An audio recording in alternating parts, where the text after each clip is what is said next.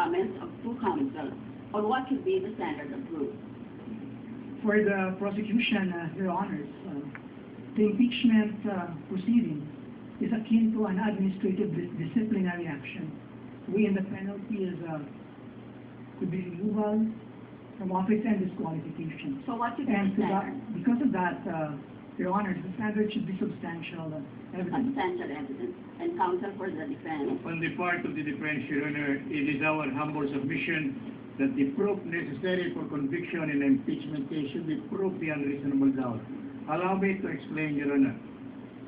You will note that in criminal cases, Your Honor, even in a simple case of libel, serious physical injury, or merely malicious mischief, the required quantum of evidence is proof beyond reasonable doubt.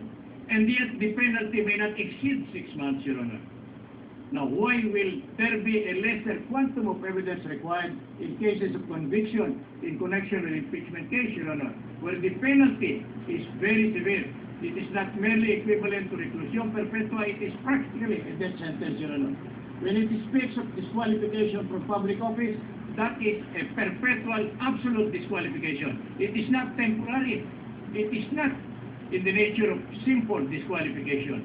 So I would submit, Your Honor, that to do justice to the respondent, not only in this case, but in all other cases, the proof required must be proof beyond reasonable doubt. Secondly, you will note, and you will probably agree with me, that very few high officials are subjected to impeachment proceedings by way of removal. They are the highest official of the land. The President, the Vice President, the Justices of the Supreme Court, the members of the Constitutional Commission, and the Ombudsman, Your Honor. They are not ordinary officials.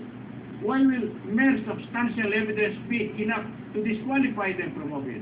Some of them may have spent years being a member of the Constitutional Commission, a member of the Supreme Court. It will be too light a treatment insofar as the penalty involved is concerned. Kindly bear in mind, Your Honor, that absolute disqualification is perpetual. It may not only be temporary, which is only for 6 months, Your Honor. It may be for life.